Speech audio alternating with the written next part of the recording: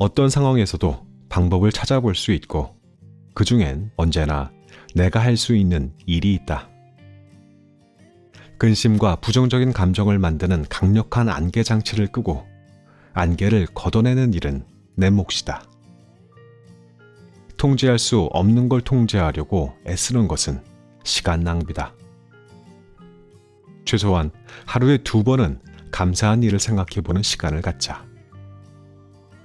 열정적인 사람과 어울리고 싶다면 나도 열정적인 태도를 유지해야만 한다. 스스로 최고의 모습을 찾고 자신에게 부정적으로 말하는 건 그만둔다. 준 만큼 얻는다. 회사에서 생긴 문제를 가정으로 끌어들이지 말고 가족에게 최선을 다한다.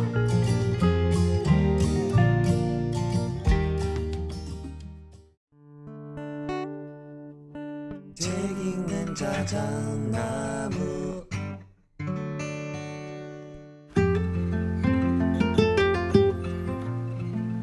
안녕하셨습니까?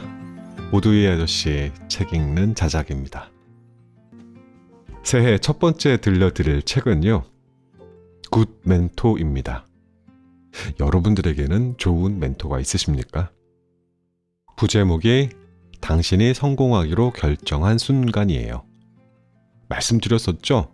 성공이라는 단어에 대한 정의는 우리가 만들기 나름일 텐데 저의 기준에서의 정의는 내가, 남이 아닌 내가 내 삶에 크게 만족하고 있는 것을 성공이라고 믿는다고요. 지은이는 데이빗 코트럴, 미국 최대의 자기개발, 리더십, 경영 철학을 제공하는 코너스톤 연구소의 CEO라고 합니다. 옮기니는 박은지, 필름 출판사에서 펴냈습니다.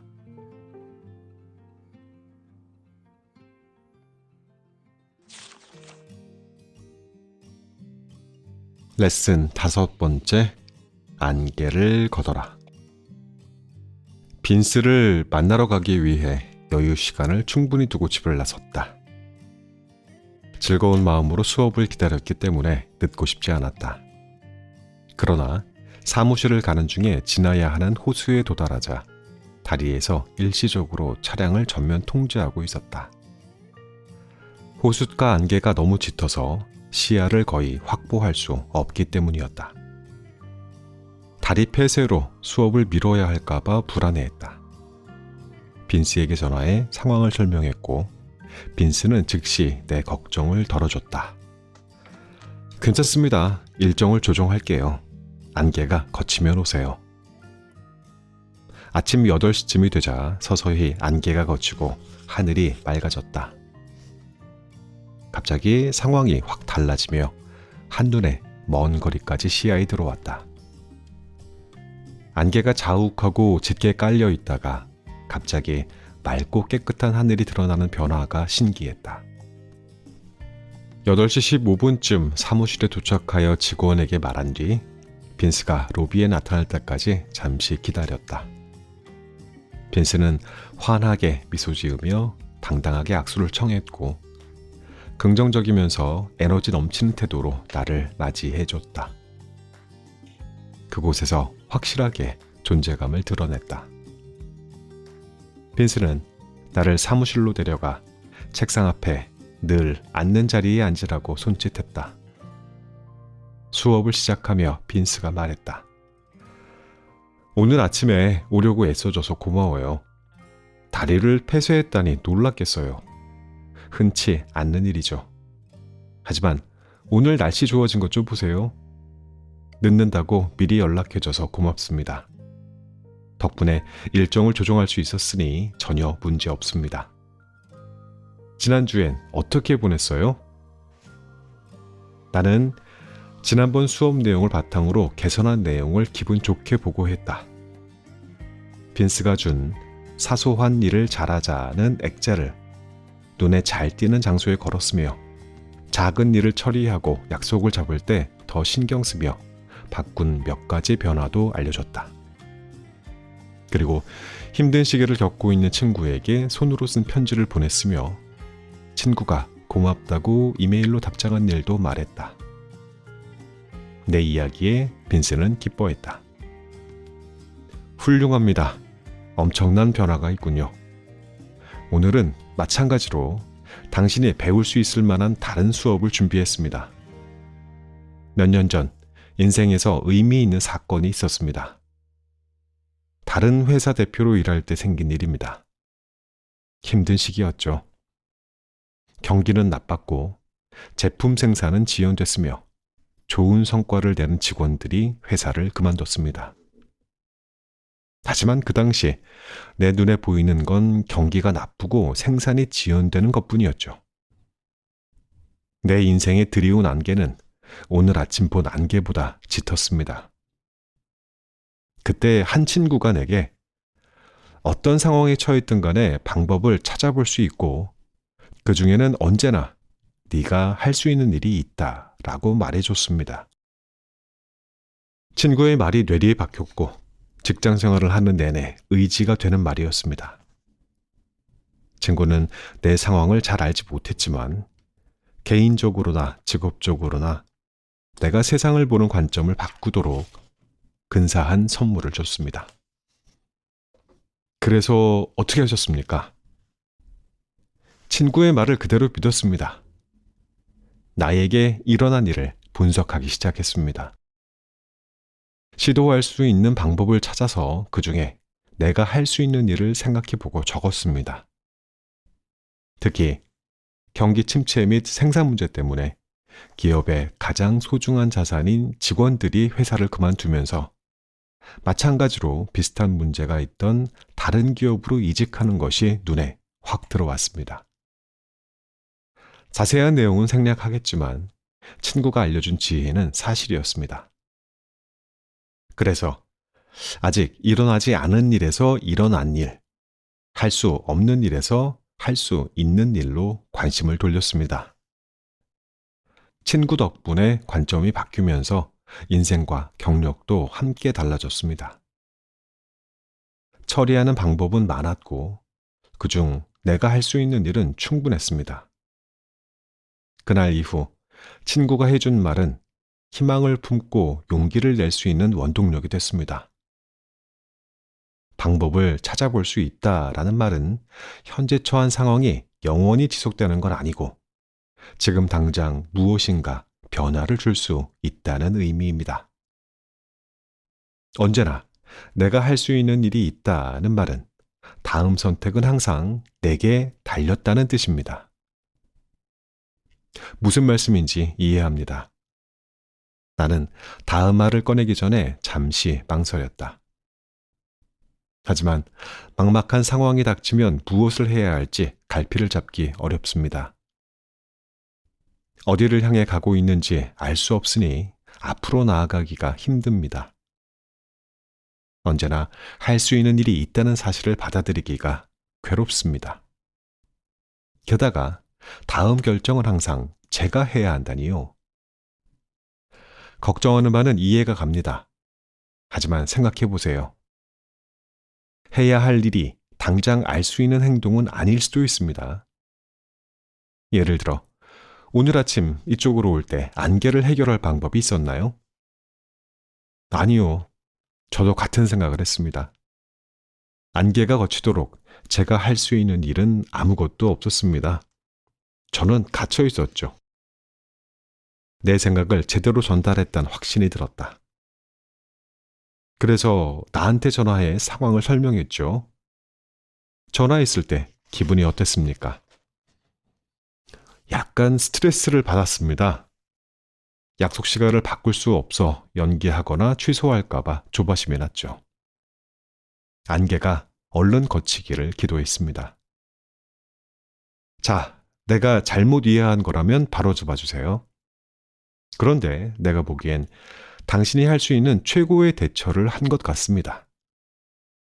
안개는 통제할 수 있는 것이 아니지만 당신이 아무 행동도 하지 않았다면 무단으로 나타나지 않아 우리 수업은 취소됐겠죠.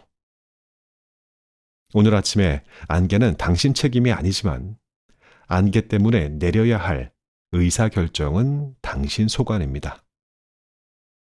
내게 연락하고 기도하면서 안개가 걷히길 인내심을 갖고 기다렸지요. 시도해볼 방법이 있었고 당신은 실행했죠. 선생님에게 연락한 걸 상황을 주도적으로 해결했다고 연결해 생각해 보지 않았습니다. 안개가 걷히는 것만이 상황을 해결할 수 있는 유일한 방법이라고 여겼거든요. 오늘 아침에 안개가 끼어 다행이네요. 빈스가 한 말에 놀라 내게 그는 뜬금없는 질문을 했다. 오늘 아침처럼 안개가 자욱하게 끼려면 물이 얼마나 필요할 것 같나요? 모르겠습니다. 수백, 아니 수천 리터가 필요하겠죠? 내 말에 빈스는 미소 지었다. 오늘 아침처럼 안개가 도시의 7블록을 30m 두께로 덮는 데 필요한 물은 한 컵 정도라고 읽었습니다. 적은 양의 물이 다리를 폐쇄해야 할 정도로 짙은 안개를 만들 수 있다는 사실이 믿어지나요? 하지만 안개는 영원하지 않습니다. 극히 적은 양의 일반적인 물질로 만들어낸 일시적인 현상인 것이죠. 대부분 사람은 스스로 안개를 만든다고 생각합니다. 짙은 안개를 형성하기 위해 사용하는 두 가지는 바로 끊임없는 걱정과 늘 부정적인 감정입니다. 걱정과 부정적인 반응으로 생긴 안개는 너무 짙어서 어떻게 움직여야 할지 알 수 없습니다. 빈스의 말에 나는 반박했다. 압니다. 하지만 현재 내 인생에서 일어나는 일을 걱정해야 하지 않나요? 상황을 무시한다고 안개가 걷히는데 도움이 된다니 이해가 가지 않습니다. 빈스는 빠르게 대답했다. 걱정과 근심은 다릅니다. 걱정은 건전하고 이로울 수 있습니다. 실제로 일어난 상황을 해결하죠. 오늘 아침만 봐도 당신은 안개가 낀 상황을 당연히 염려했죠. 실제로 일어난 일이고 상황을 판단할 수 있었습니다. 그러다 사고의 흐름이 일어날 수 있는 일에 대한 근심으로 바뀌었죠.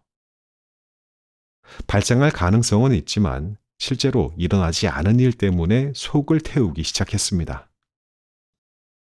시간을 바꾸거나 수업을 취소하거나 혹은 뒤로 미루는 상황은 모두 일어날 수 있는 상황이지만 정말 일어난 일은 아니었어요. 현재 상황에 집중하지 않고 어쩌면 일어날지도 모를 일에 관해 부정적으로 생각하기 시작한 거죠. 진짜 현실과 일어날 수 있는 현실은 걱정과 근심처럼 다릅니다. 걱정은 괜찮지만 근심은 결국 건강하지 못한 조바심과 심지어 우울증을 낳는 파괴적인 생각에 이릅니다. 근심거리에 대해 생각해 봅시다. 얼 나이팅게일은 자기개발 분야의 선구자로 걱정의 효과를 연구했습니다. 나이팅게일은 사람이 걱정하는 일 중 40%는 절대 일어나지 않는다고 결론 내렸습니다. 40%. 절대 일어나지 않는 일에 쓰는 시간, 감정 및 에너지 소모가 정말 큽니다. 나는 씁쓸하게 미소 지으며 살짝 우스갯소리를 했다. 그 통계치를 들은 적이 있습니다. 생각해보면 꽤 놀라운 수치죠. 하지만 걱정하면 대부분 절대 현실로 일어나지 않기 때문에 걱정은 해야 한다고 들은 적도 있습니다. 내 말에 빈스는 웃었다. 재밌기는 한데 걱정한다고 해서 아무 일도 일어나지 않는 건 아닙니다. 게다가 얼굴을 보니 이미 그 사실을 알고 있는 것 같군요. 같은 연구에서 우리가 하는 걱정 중 30%는 이미 바꿀 수 없는 지나간 과거이며 12%는 대개 사실이 아닌 타인에게서 듣는 비난에 관한 걱정이라고 밝혀졌습니다. 10%는 건강을 염려하는데 대개 오히려 건강을 악화시킬 뿐입니다. 우리가 직면해야 할 문제에 대한 걱정은 단지 8%이며 그중 오직 반 정도만 우리가 통제할 수 있습니다. 계산이 되나요? 잠시만요. 나는 노트를 들여다보며 말했다.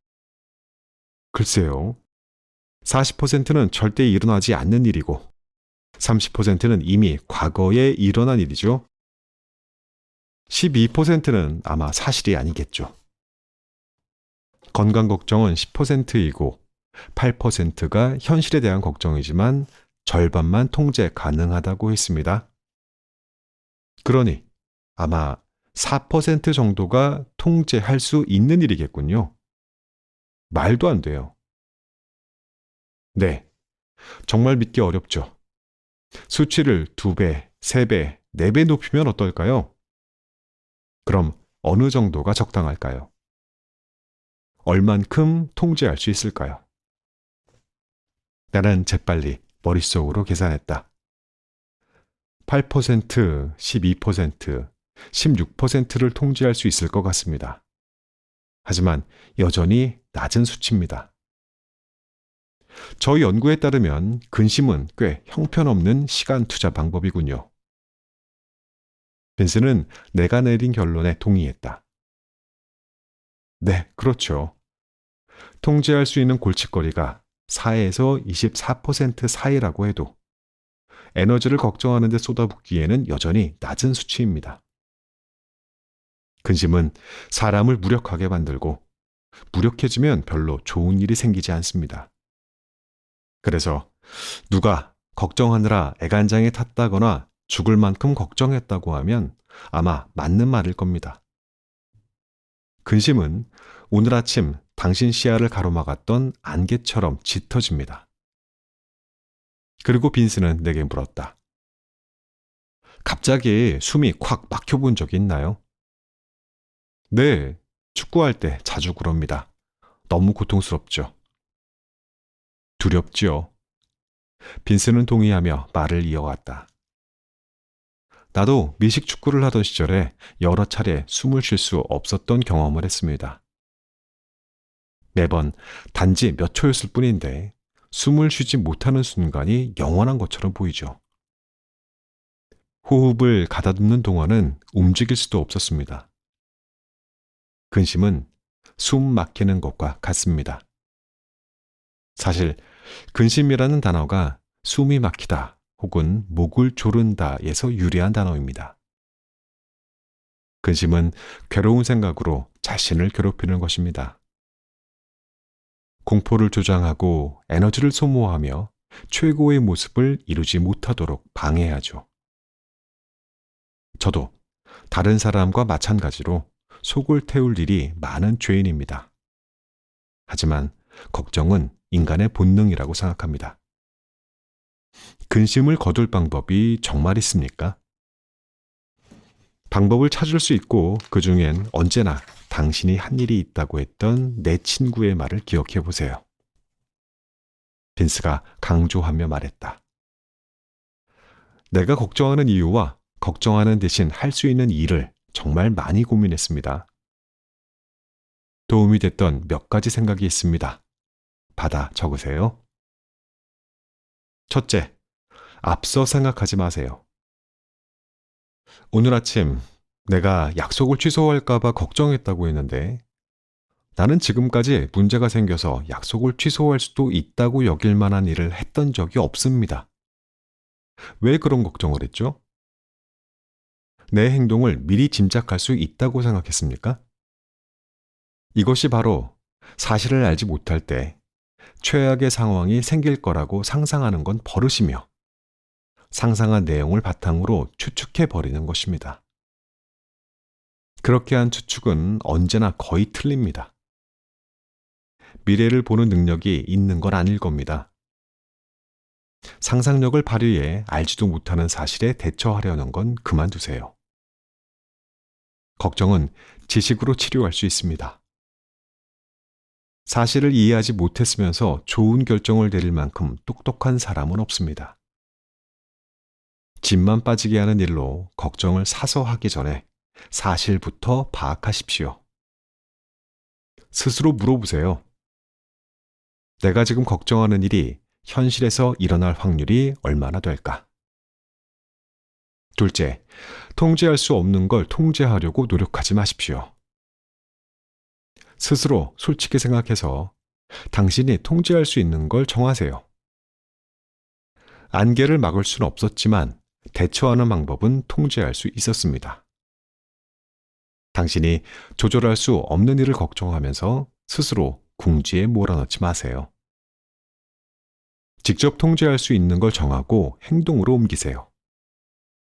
그리고 설령 고민하고 있던 일이 정말 일어나면 발생할 수 있는 최악의 사태가 무엇일 것 같나요?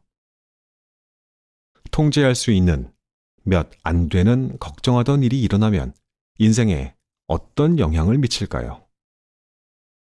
오늘 아침 일어날 수 있었던 최악의 상황은 수업 취소였습니다. 아마도 당신이 생각하는 것만큼 불행하진 않았겠죠. 비록 우리 둘 다 약간의 일정을 바꿔야겠지만 당신은 결국 나온 결과를 받아들일 수 있었겠죠. 셋째, 바쁘게 살며 할 수 있는 일을 하십시오. 상황을 통제할 수 있다면 최악의 상황이 발생하지 않도록 확실하게 계획을 세우십시오. 발전하겠다고 노력하며 바쁘게 살다 보면 걱정할 시간이 없다는 걸 깨달을 겁니다. 자신이 할 수 있는 모든 걸 했다면 그냥 잊어버리세요. 걱정한다고 누구에게도 도움이 되지 않습니다. 오히려 당신과 주변 사람들을 괴롭게 할 겁니다. 빈스의 말에 나는 진지하게 더 알고 싶어서 솔직히 말했다. 실행으로 옮기는 게 어렵습니다. 오늘 아침 안개가 낀 상황은 달랐습니다. 선생님께 연락해서 상황을 전달하는 건 복잡한 일이 아니었습니다. 하지만 대부분 상황은 그렇게 분명하지 않습니다. 일리 있는 말입니다. 하지만 명심하세요. 방법을 찾아볼 수 있고 그 중엔 언제나 당신이 할 수 있는 일이 있습니다.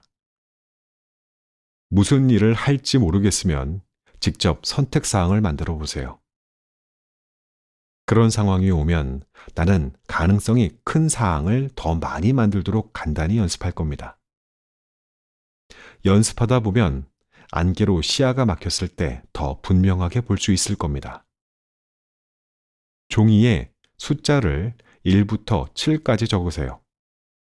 그리고 상황을 해결할 수 있는 대안을 최소한 7가지 찾아보십시오.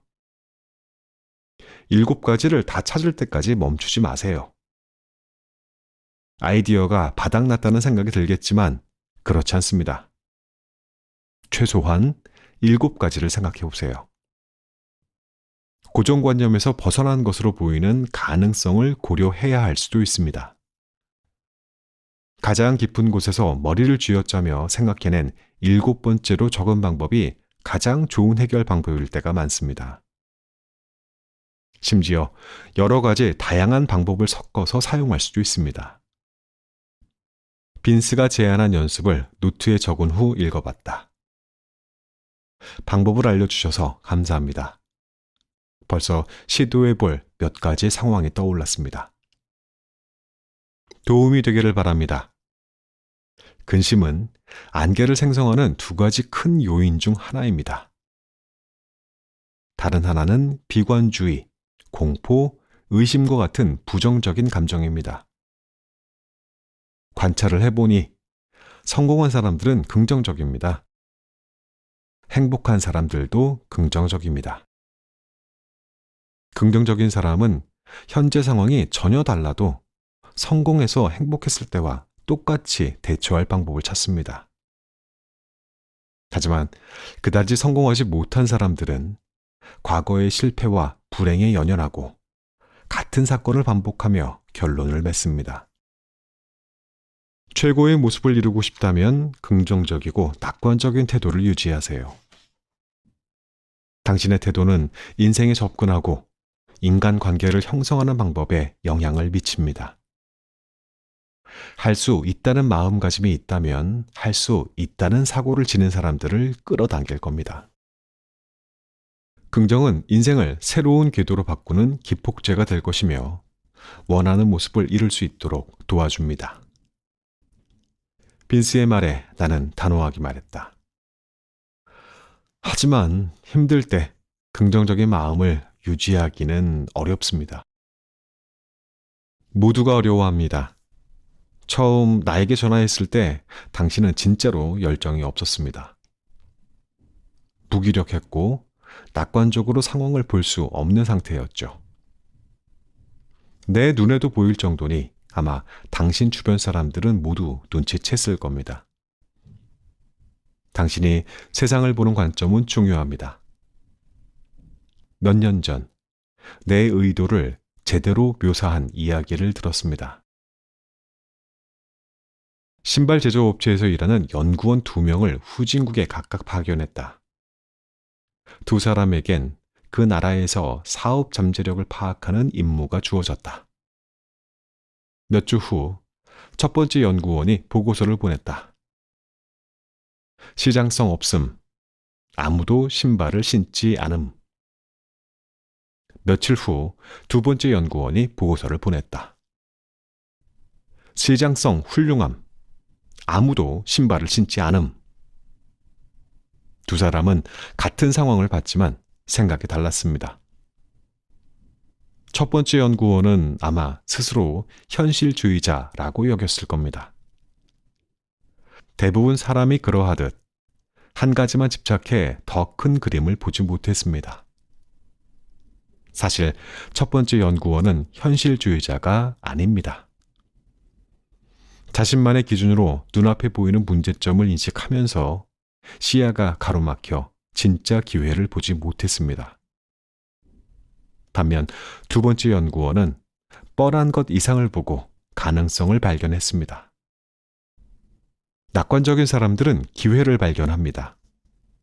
그리고 부정적인 사람은 스스로 만든 안개에 갇혀 눈앞에 놓인 가능성을 볼 수 없습니다. 나는 첫 번째 연구원과 비슷하다는 걸 깨달았다. 그 이야기에 공감이 가네요. 저는 아마 귀국하는 첫 비행기를 탔을지 모릅니다. 비행기를 탔다면 통제할 수 있는 일을 제어해 보려는 시도조차 안 했을 겁니다. 그게 바로 내가 하고 싶은 말입니다. 상황을 보는 방법을 통제할 수 있었다면 두 번째 연구원처럼 행동했었을지도 모르죠. 당신이 가진 관점은 신발을 항상 신는 사람의 기준에서 비롯한 것입니다.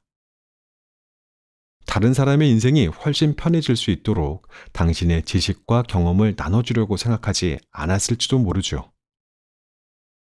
당신은 주변 사람에게 새로운 관점을 보여주면서 낙천적으로 기회를 찾는 사람이 될 수도 있었죠. 알겠습니다. 과거에 상황을 보는 방식으로 인해 내가 잡을 수도 있었던 기회를 놓쳤을 수도 있다는 것이 분명했다. 빈스는 자신의 경험에 비춰 말했다. 명심해야 할 또 다른 중요한 교훈은 주는 만큼 얻는다는 겁니다. 그리고 이해를 도울 또 다른 일화를 들려주었다. 한 사람이 새로운 도시로 이사를 했다. 그는 도시에 오래 산 주민을 만나 물었다. 이 도시로 새로 이사 온 사람입니다. 여기 주민은 어떤가요? 주민이 되물었다.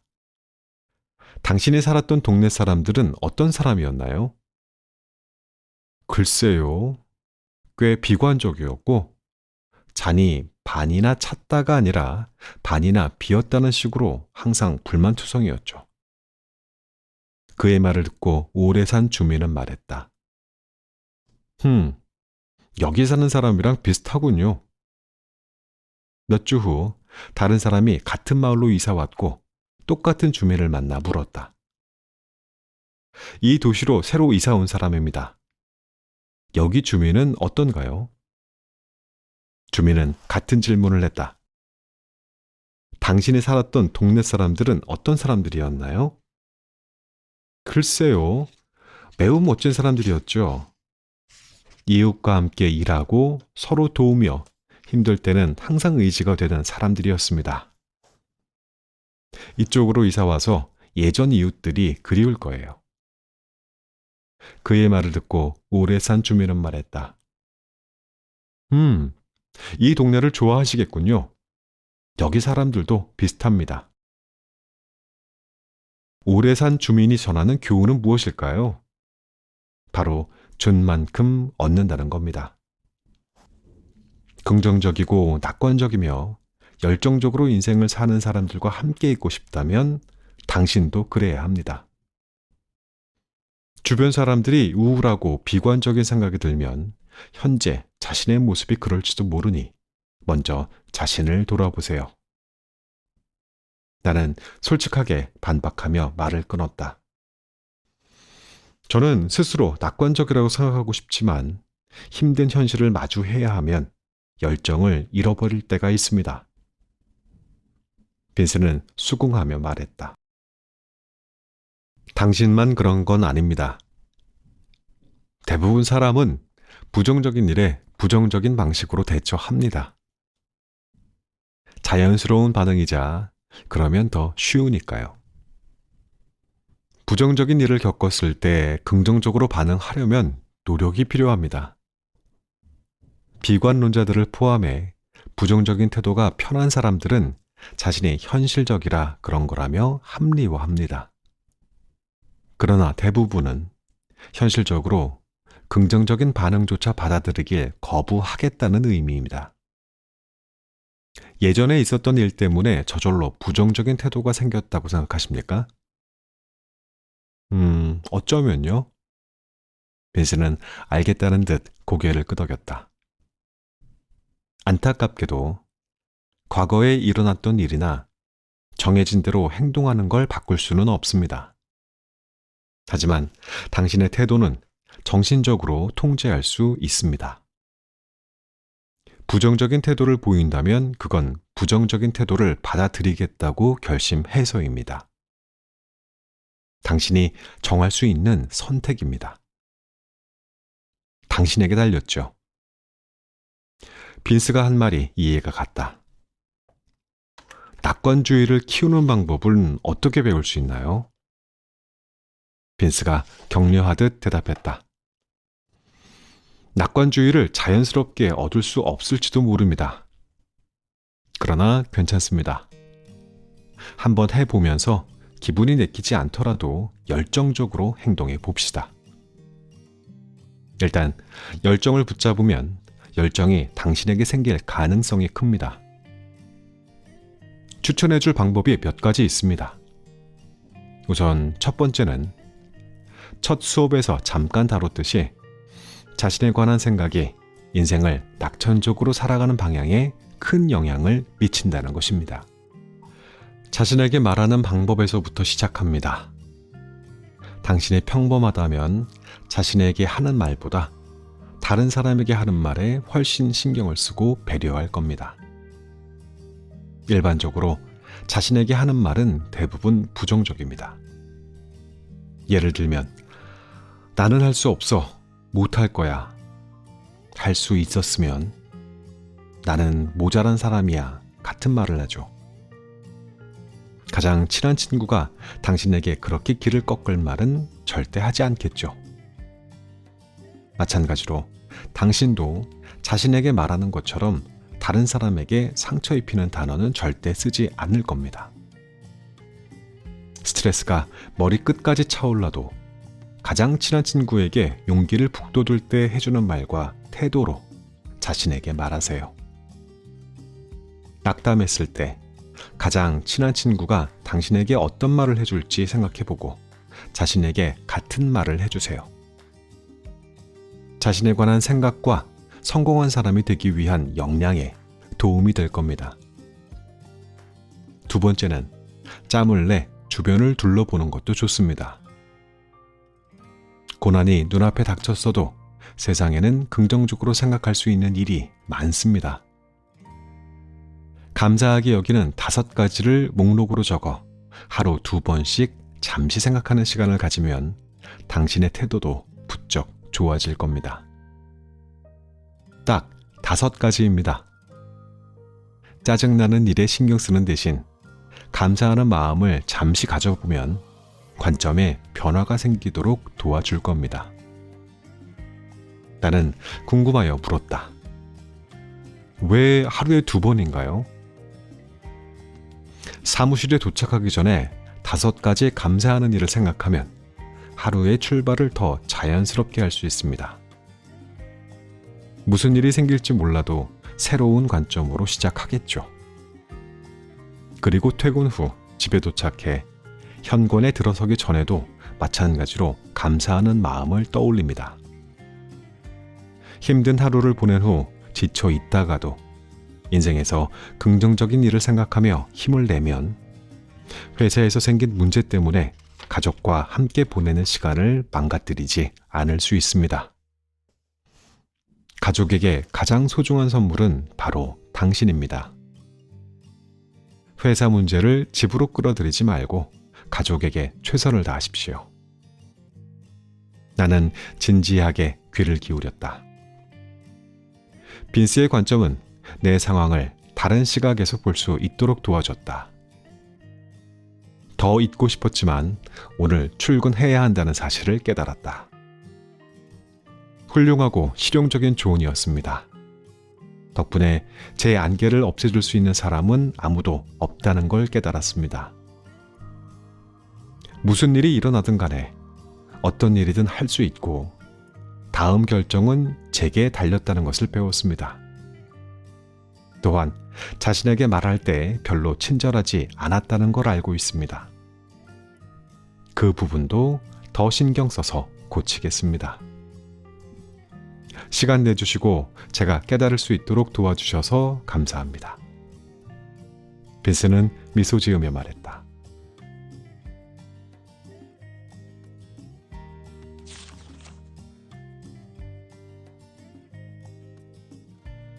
이 챕터의 요약, 안개를 걷어라. 어떤 상황에서도 방법을 찾아볼 수 있고 그 중엔 언제나 내가 할 수 있는 일이 있다. 근심과 부정적인 감정을 만드는 강력한 안개 장치를 끄고 안개를 걷어내는 일은 내 몫이다. 통제할 수 없는 걸 통제하려고 애쓰는 것은 시간 낭비다. 최소한 하루에 2번은 감사한 일을 생각해보는 시간을 갖자. 열정적인 사람과 어울리고 싶다면 나도 열정적인 태도를 유지해야만 한다. 스스로 최고의 모습을 찾고 자신에게 부정적으로 말하는 건 그만둔다. 준 만큼 얻는다. 회사에서 생긴 문제를 가정으로 끌어들이지 말고 가족에게 최선을 다한다.